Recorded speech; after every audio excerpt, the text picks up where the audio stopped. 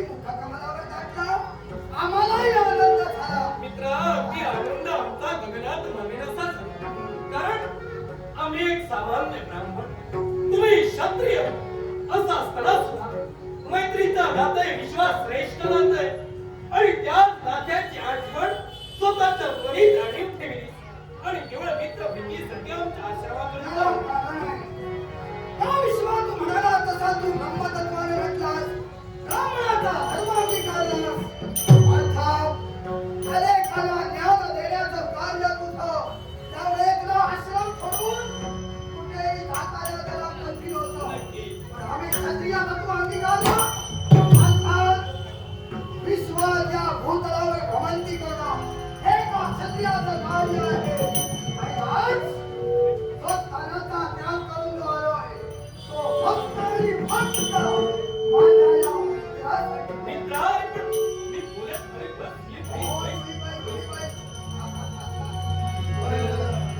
राजदरबारी राजकारण राजकारभार कसा काय हाकतोय सारसोळीने. परमेश्वराच्या कृपेनं माझ्या देवाच्या कृपेनं कुठल्याही तऱ्हेची कसूरता भासत नाही. सारं काही आमच्या इच्छेप्रमाणे घडतंय.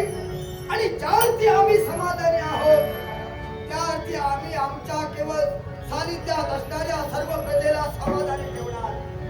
आमचं बरं आहे. पण तुझं कसं आहे? अनेकांना ज्ञान देण्याचं जरी कार्य असलं तरी तुझा देखील गृहस्थाश्रम आहे म्हटलं. तेव्हा तुझा शिष्य परिवार, तुझा गृहस्थाश्रम आणि तुझी दिनचर्या सारं काही प्रेम आणि कुशल आहे. तुझी आणि माझी भेट जरी होत नसली तरी तुझ्या गुणाचे गोडवे आणि तुझ्या पराक्रमाची गाथा करणोपकरणी आमच्यापर्यंत पोहोचतच असते. अरे गप्पा करत काय राहिलो. शिष्य घडावा चला. मित्र शिवपुत्र झालाय या शिवराजाच्या समोर. चला आश्रमात दे असे. आदरातिथ्य आणि आमच्या भेटीला आनंदी झाला म्हणून आज्ञा करतोय. त्यांना विचारायला त्रास देऊ नकोस. अरे निदान गुळ पाणी तरी ते घेऊया. काय आहे तुझ्या मुखात रसवंती आहे. आणि या विश्वात तू बोललेले शब्द प्रत्येकाच्या जीवनातील पीडा दूर करणारे असतात. देवाची कृपा. आणि म्हणूनच तुझ्या शब्दानच आमच्या जीवनातील पीडा दूर गेली. किलबिषा दूर गेली असं समजूया. पण आज जो मी आलोय ना तू म्हणत असशील फक्त तुझ्या भेटीच्या ओढीनं आहेच भेटीची ओढ. पण त्याबरोबर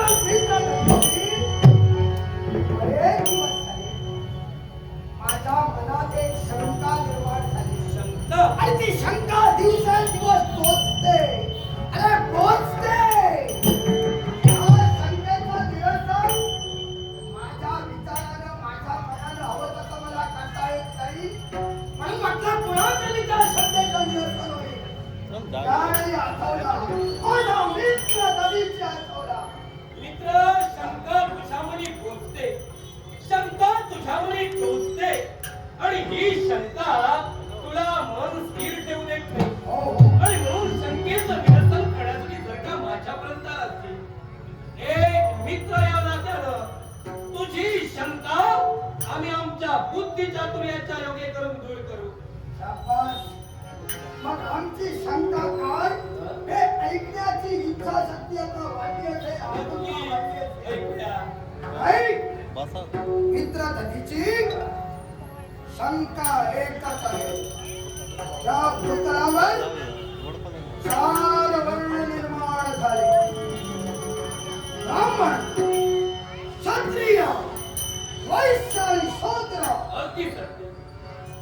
पुढच्या 2 वर्णांकडे मी एवढ्या कारण वैश्य आणि शूद्र हे वर्ण देखील चतुर्वर्णात गणले गेले तरी मला त्यांच्याबद्दल मतदर्शन नकोय. कारण ते आमच्या आणि तुमच्याच मार्गदर्शनाने चालणारे आहे. पण शंका एकच आहे. ब्राह्मण आणि क्षत्रिय वर्ण या दोघांमध्ये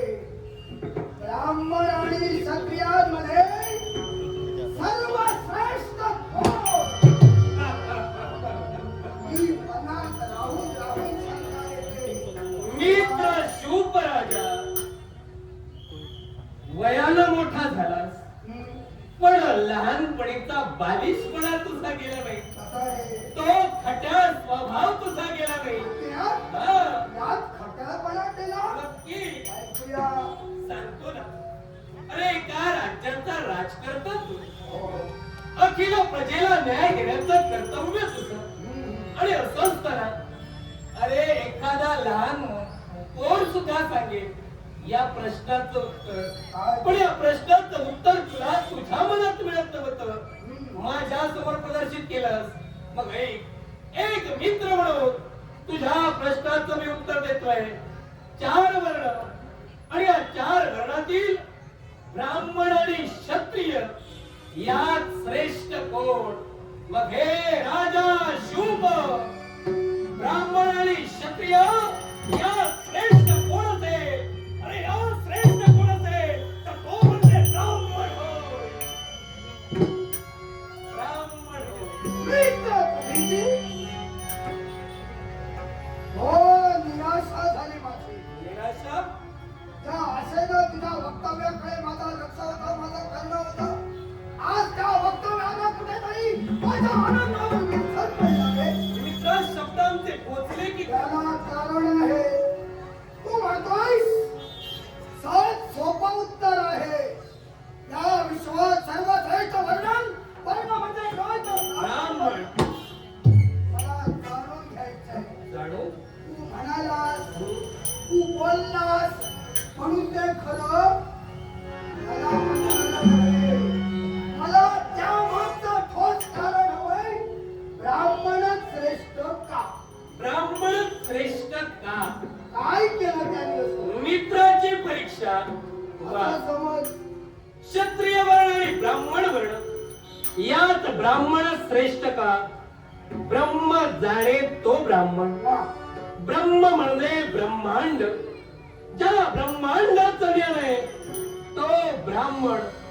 ब्राह्मणात सुद्धा अनेक प्रकार आहेत, पण यात विश्वाच्या ठिकाणी जो धर्म कार्य आचरण आणतो, जो इतरांना धर्म कार्य करण्यास भाग पाडितो, जो अज्ञान दूर करतो, ज्ञानाची ज्योत प्रत्येकाच्या मनात तेवितो, तो ब्राह्मण या विश्वाच्या ठिकाणी श्रेष्ठ आहे. मित्र नदीची. या तुझ्या उत्तराला आम्ही समाधानी नाही. समाधानी नाही. तू म्हणालास ब्राह्मण ज्ञान देतात, ब्राह्मण कर्म करतात. नक्की आणि ते कर्म श्रेष्ठ असल्यामुळं ब्राह्मणाला श्रेष्ठत्वाचा मान दिला जावा. मित्र नदीची. काय रे, सगळेच ब्राह्मण तुझ्यासारखी कर्म करतात. नाही, तू बोललास हे तुझ्या पुरता ठीक आहे, पण तू तुझ्या बरोबर साऱ्यांना जर का घेत असशील तर यावर माझा आरोप आहे. आरोप. सारेच ब्राह्मण तू म्हणतोयस तसं शुद्ध आचरण करणारे नसतील. सारेच ब्राह्मण शुद्ध ज्ञानी नसतील. सारेच ब्राह्मण शुद्ध कर्म करणारे नसतील. त्यामुळे या 2 वर्णात सर्वश्रेष्ठ ब्राह्मण असेल तर तो मला मान्य नाही. या 2 वर्ण मी सांगतो तुला, मी शिव राजा 2 वर्णात ब्राह्मण श्रेष्ठ हे जर का तू अमान्य करतोय, मग मला सुद्धा आता तुझ्या कर्मी जाणून घ्यायचंय. नुसते मला तुझे शब्द नको, मला पुरावा हवाय, ठोस पुरावा हवाय. ब्राह्मणापेक्षा क्षत्रिय श्रेष्ठ कसा पटवून दे. मग ऐक. या विश्वात ब्राह्मणापेक्षा क्षत्रिय श्रेष्ठच आहे. आणि हे कसं ते विधान आहे. या विश्वात क्षत्रिय वर्णामध्ये वीरत्व आहे. क्षत्रिय वर्णामध्ये गुणत्व आहे. आणि क्षत्रिय वर्णामध्ये धर्मत्व आहे. क्षत्रियानं धर्म अंगीकारला की तो फक्त स्वतःचा स्वार्थ बघत नाही. तो जनतेच्या कल्याणासाठी झटणारा, इतरांच्या सुखासाठी झटणारा असतो. समोरच्या जीवाचं रक्षण करणारा, शब्द म्हणजेच दुःख आणि त्रय म्हणजेच दाता, दुसऱ्याचं दुःख निवारण करणारा दाता म्हणून त्याला क्षत्रिय म्हटलं गेलं. मग सांग, या विश्वात क्षत्रियांनी स्वतःच्या प्राणाची बाजी लावावी. समोर परशत्रू समोर परवैऱ्यासमोर तोंड द्यावं. आपल्या कुटुंबाचा विचार करणार नाही, स्वतःच्या भविष्याचा विचार करणार नाही. आणि असा क्षत्रिय जर का या विश्वात वेळोवेळी स्वतःच्या प्राणाची बाजी लावत असेल आणि स्वतःला परोपकार करण्यात गुंतवित असेल तर मी म्हणणार आता क्षत्रिय वर्णच त्या विश्वात तुझं विधान आम्हाला मान्य नाही, तर आम्ही त्या मान्य करतोय. विश्वात जर का क्षत्रिय देवाला म्हणते, क्षत्रिय गुण म्हणते, तर ब्राह्मण अध्यात्माच्या वाटेला चालणार आहे. तुम्ही राजगादीवर बसता, पण तुम्हाला राजगादीवर बसण्याच्या कुवतीचे बनविणारे हे ब्राह्मण आहेत. या ब्राह्मणांनी हाती जरी चापमान क्षत्रियांच्या हाती दिले तरी सांग 12 वर्षाचा प्रदीर्घ काळ म्हणजे एक तप होतो. मग हा एक तप प्रत्येक क्षत्रिय ज्या गुरुघरी घालवितो ते गुरुआश्रम कुणाचं असतं? मग तोच ब्राह्मण या 12 वर्षात एक सशक्त राजकर्ता बनण्याची कुवत त्या क्षत्रियाच्या पोराच्या अंगी निर्माण करतो. ती ताकद, ती धमक आणि ते पराक्रम एक ब्राह्मण त्या पराक्रमांचं बाळ करून त्या क्षत्रियाला पाहतो. म्हणून क्षत्रियाचे मागे येतो. काय? ब्राह्मण 12 वर्ष ज्ञान देऊन क्षत्रियांना घडवता. सत्य आहे. तुम्ही फक्त क्षत्रियांची पोरं घडवता, दुसऱ्या कुणाची पोरं घडवत नाही. नक्कीच साऱ्यांची घडवितो. देताना मग ते तुमचं कर्म आहे, कर्म. आणि कर्म केलंस त्यात मोठेपणा सांगतोय, उपकार केलेस, उपकार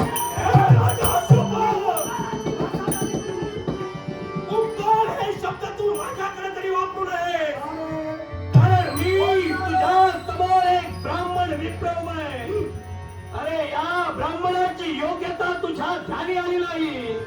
आतापर्यंत या ब्राह्मणाने क्षत्रिय घडविले आणि म्हणून ते क्षत्रिय जगदर्शनात आले.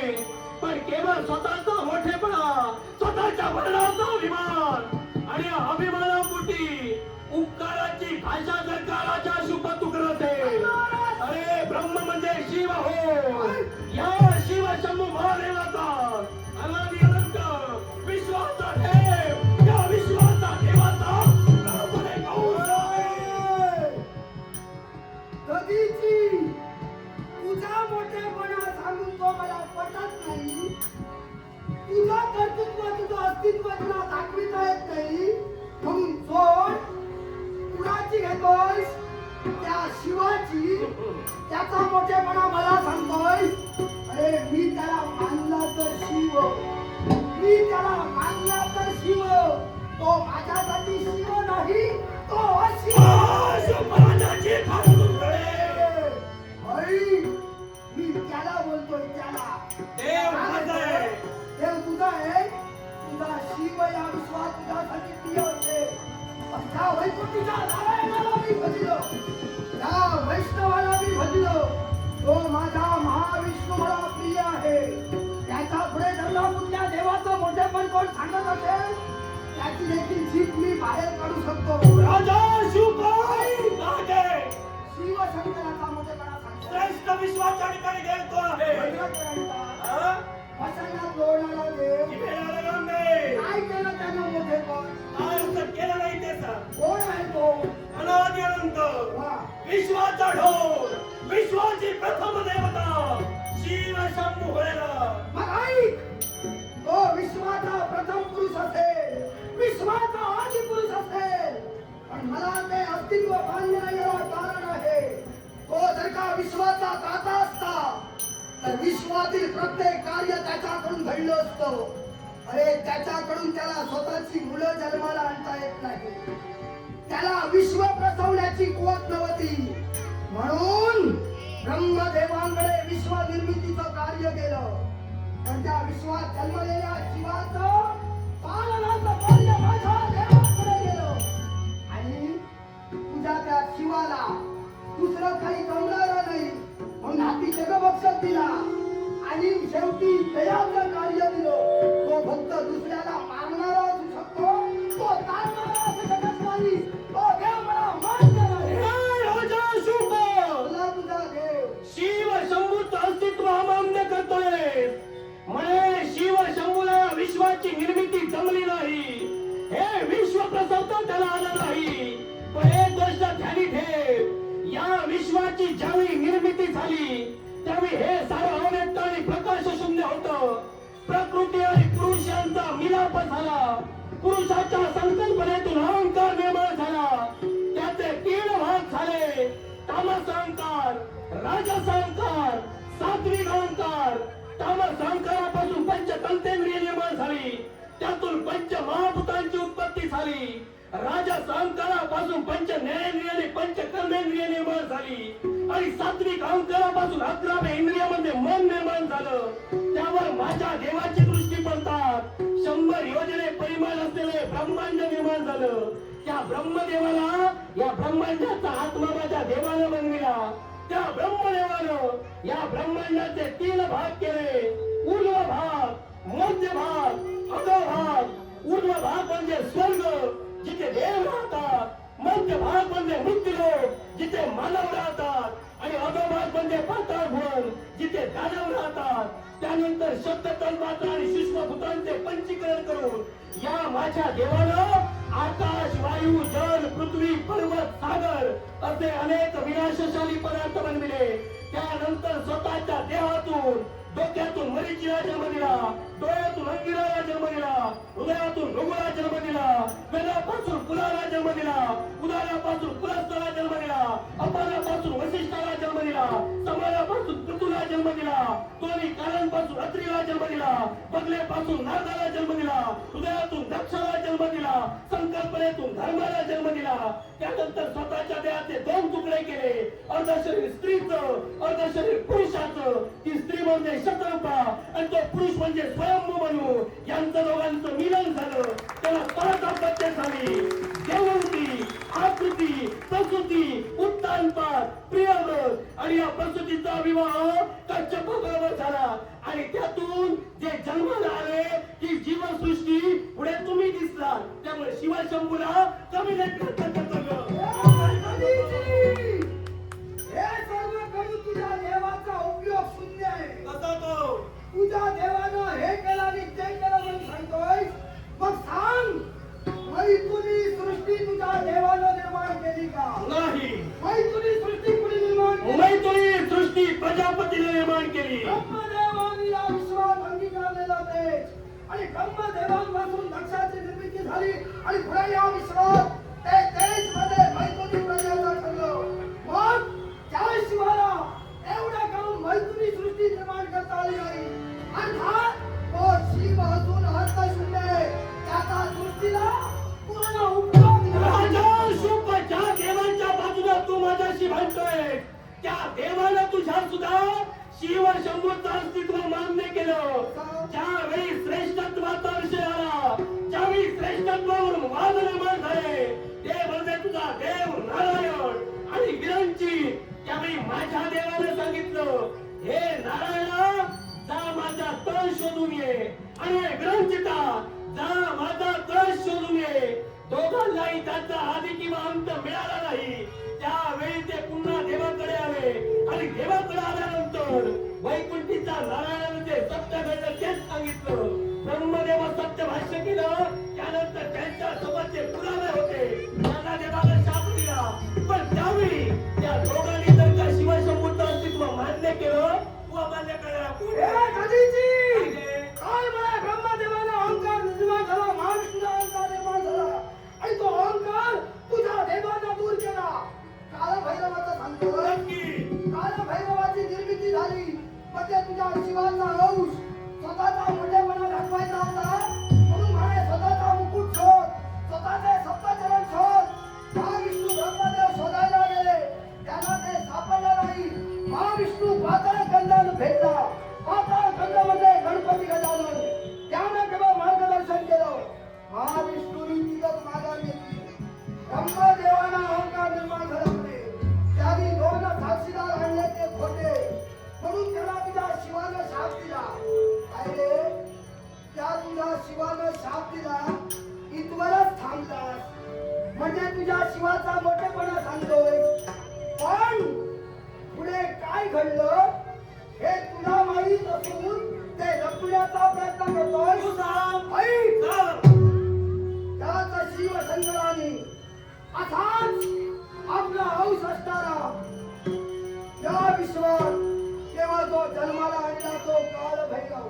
त्या कालभैरवानं या विश्वात ब्रह्मदेवाचं 5वा शीलकमल छेदलं. होय ना? मग ब्रह्मदेवांचं शीलकमल छेदलं तेव्हा मागे कोण लागली रे?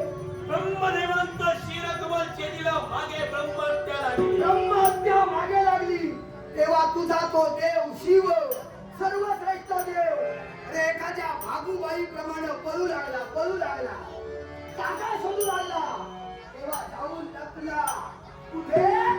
काशीच्या ठिकाणी. दुसरी त्याला जागा नाही. काशीत जाऊन लपून बसला तेव्हा काशीचा प्रवेशद्वारावर ती ब्रह्महत्या पोहोचली असताना त्या ब्रह्महत्येचा मार्ग कोणी ओळखला? तर माझ्या देवानं महाविष्णूनं. आणि त्यानं तिला विचारला केली सांग शिव शंकरांचा पिच्छा सोडण्यासाठी आणि त्याला केवळ मुक्त करण्यासाठी तुला काय हवं ते? त्यावेळी त्या ब्रह्महत्येनं मागितलं ते काय? 3.5 रक्तगट. 3.5 रक्तगट मला रक्त शोषायचंय. त्या ब्रह्महत्येचे शब्द सत्य करण्यासाठी माझ्या देवानं तिला वचन दिलं. पहिला घट, दुसरा घट, तिसरा घट. हा कालांतराने कृत त्रेता द्वापार या 3 युगात पूर्ण होईल तो कसा? तिनं इच्छा दर्शवली होती. उंटाच्या कानाच्या पायला लागे एवढा एक रक्तगट, असा 3 रक्तगट. आणि उंटाच्या बेंबीला लागे एवढा अर्धा रक्तगट, असे 3.5 रक्तगट मागितले. तेव्हा ते देण्याचं वचन 3 युगात 3 रक्तगट आणि राहिलेला अर्धा कलियुगात हे वचन माझ्या महाविष्णूनं दिलं आणि तुझ्या शिवाला वाचविलं. माझा महाविष्णू प्रेममय, तुझा हे राजा शुभ, माझ्या देवाची कमतरता करून स्वतःच्या देवाचा मोठेपणा वाढू नकोस खबरदार. म्हणे माझ्या देवानं विश्वात अधर्म केला आणि अहंकारामुळे जो काशीत माझा शिव लपला तुझ्या मते तो तुझ्या देवाच्या उपकारामुळे बाहेर आला. काय रे कुणाचे मोठेपणा सांगतोय? कोण तुझा महाविष्णू? अरे पतिव्रतेचा पाठीराखा तो. त्यानं जर कंठी परिधान केलं काय आहे ते? ती बिनावली, त्या बिनावलीचा अर्थ काय? मग भक्त रक्षणासाठी जर का ती बिनावली होती मग सांग जलधराची पत्नी रुंधा या रुंधेचं पातिव्रत्य तेज कुणी भ्रष्ट केलं? कुणी भ्रष्ट केलं? अरे जगाला सर्व श्रुत आहे. त्या विश्वात माझ्या देवाशिवाय ते कुणाला शक्य नव्हतं. मग ती रुंधा भक्ती कुणाची होती? माझ्या देवाची. मग स्वतःच्या भक्तीचा पातिव्रत्य तेज भ्रष्ट करणारा तो स्त्रीरंग बंधू झाला.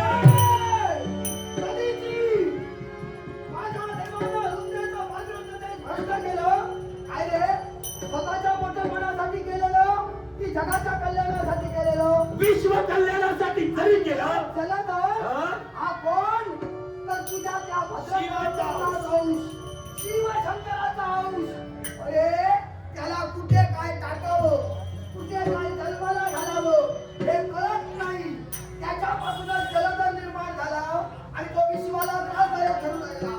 तुझ्या त्या देवाची भार्या पार्वती तिला उचलून देणार होता म्हणून तुझा देव हात पसरून आला माझ्या देवाकडे आणि सांगू लागला काहीतरी करा आणि वाचवा. माझ्या देवाने विश्वासाठी साऱ्याचा त्याग केला. स्वतःच्या तत्वाचा विचार केला नाही. आणि ज्याप्रमाणे विधीनं वरण रेखाटलं त्याप्रमाणे रुंदेचं पाचव्याचं त्यांनी भ्रष्ट केलं. आणि माझा देव टाकेत लोळला देखील. कुणासाठी? विश्वासाठी. आणि माझ्या देवाला स्त्री लक्ष्मण म्हणतोय तुझा देव काय पुण्याचा आहे? अरे स्वतः निर्माण करतो हे मगा वाटतं. आता त्याचं दुसरं उदाहरण भस्म लावत होता अंगाला. ते भस्म हातात घेताना त्यात खडा पडला आणि कोण निर्माण झाला? भस्मासूर. भस्मासूर मागे लागला. त्याला वरदान तुझ्या देवानं दिलं. दुसऱ्याच्या कुणाच्या त्याचा मस्तक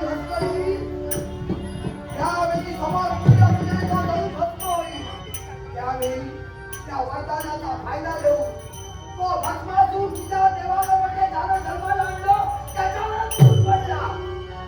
शेवटी माझ्या देवाला रे माझ्या देवानं एक मोहिनी रूप धारण केलं.